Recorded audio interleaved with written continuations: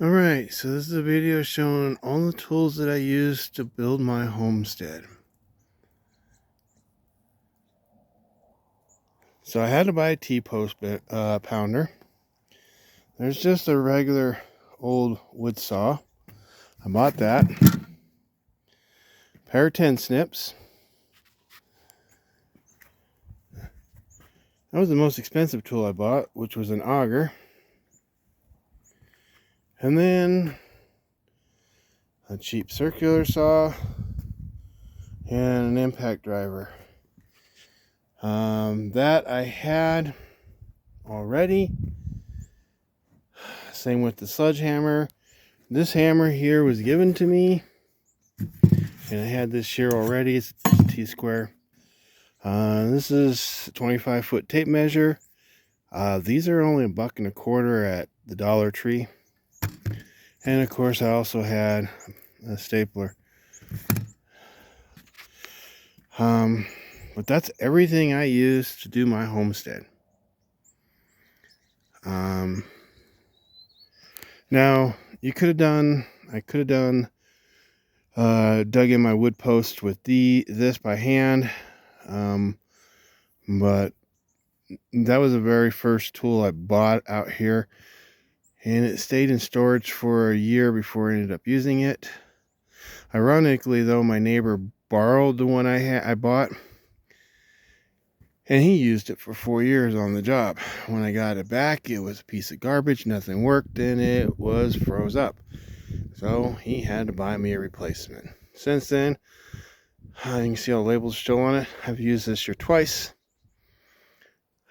but all I ever did was use it for the fence post, the wood fence post. So you need them at a wood fence post at the corners, and at the gates, and then at the halfway point on your fence. T-post pounder, everybody should have one of those. It works great for pounding T-posts in, and pounding ground rods, and any other thing that's long that needs to get pounded into the ground. Works great. The old chop saw, I bought that there when I was working for a refrigeration company. I ended up having to cut blocks for spacers for the insulation. Instead of doing it with a sawzall, I went at lunchtime and I bought that saw. So I've had that saw for about 10 years. Still has the original blade on it. It's about time for a new one. The circular saw, this blade here is the size that blade used to be. It used to be that big. It's been worn down. So as a replacement, here's the original saw blade that came with it, and a diamond blade I got. And the diamond blade isn't something you really need. As you can see here, this is my deck I made for the hot tub. All the stuff sitting on top of the hot tub, by the way.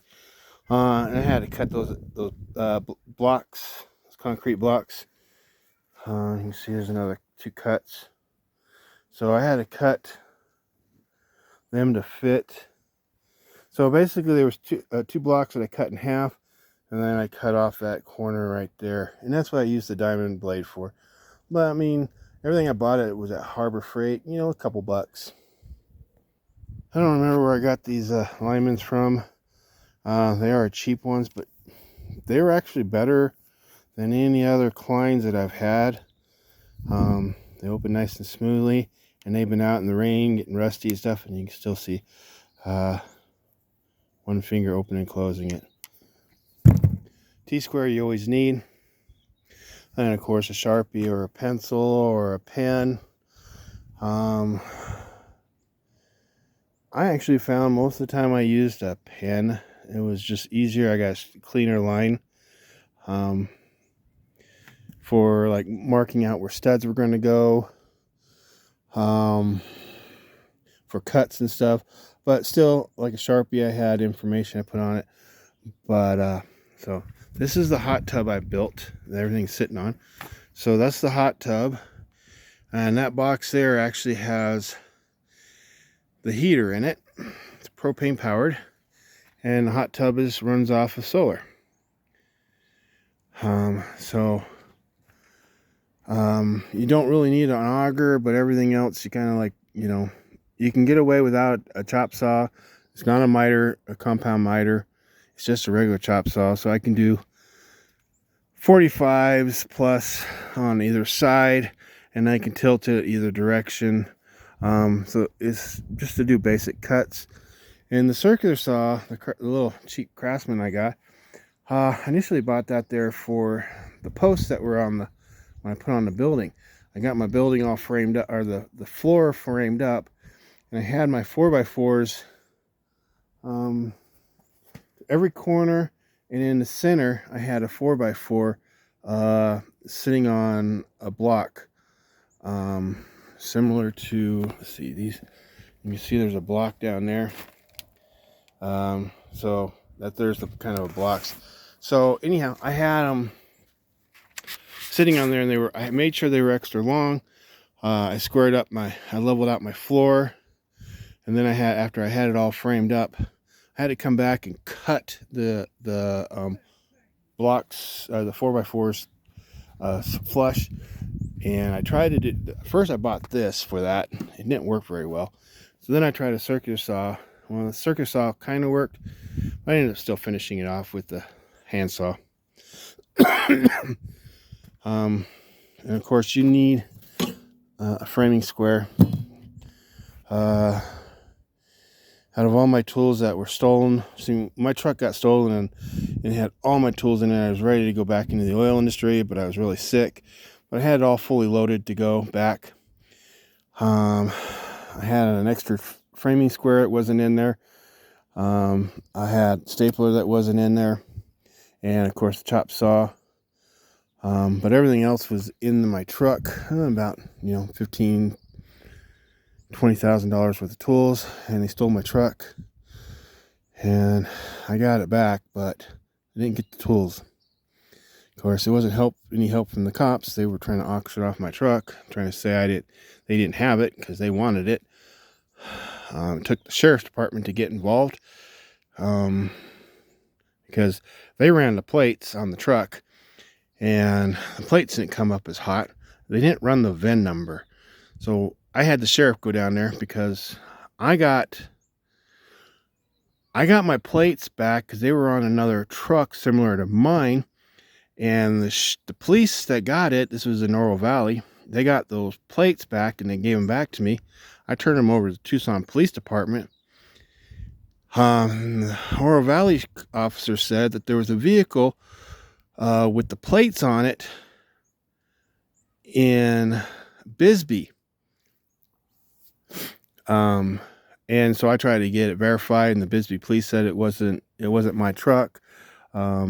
And they were putting it up for auction. I got the sheriff involved, and the sheriff went out there and visually ran the VIN number, and it came up as stolen, which was my truck. They just confiscated it because it was involved in a high-speed chase. It ran out of gas, and people fled, and they captured the people, but they ended up not getting charged. Believe it or not, they were illegals. So anyhow, they stole all my tools, and I never got them back, and almost lost my truck completely, but I got it back. So anyhow, these are all the tools I used. Like I said, I was going to show you everything. So I will go over later the different projects I did using these tools. And you can see it's very basics. But for the last 5 years, I have been working on my homestead. I have built a chicken coop, a chicken enclosure, a chicken run. There's actually 2 chicken coops in there. My chicken run's actually now it's kind of called a sunroom, because I put a roof on it, a metal roof. And I built a building. There's the building. I built a greenhouse. There's the greenhouse.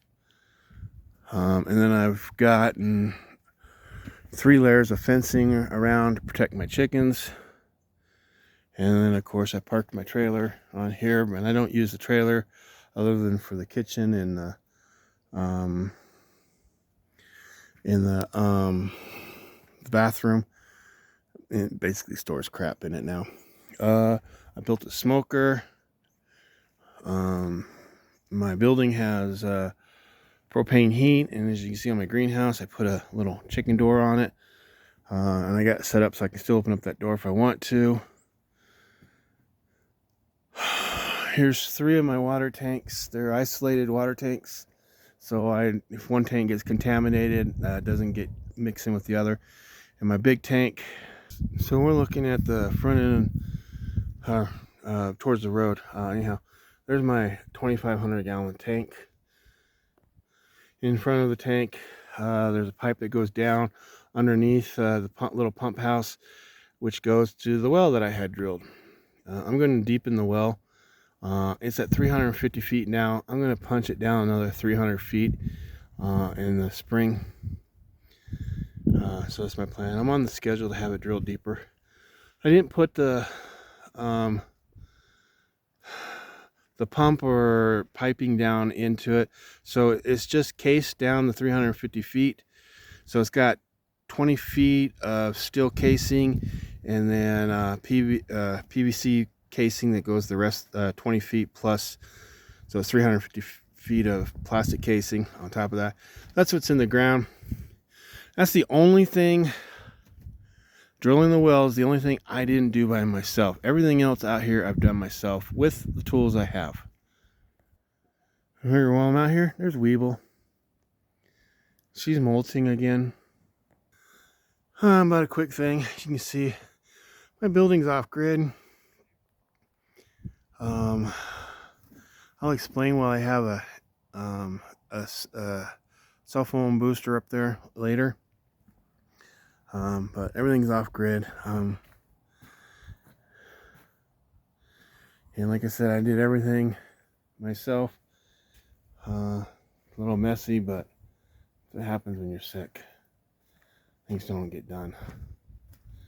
But that is my smoker. There's some propane bottles. I got one that I gotta get filled. I ran it out of propane yesterday. I have 7 of those little propane bottles and 2 of the big ones. My heater last year used 1 propane bottle of the big propane bottles, which is 23.5 gallons. Didn't use a second one.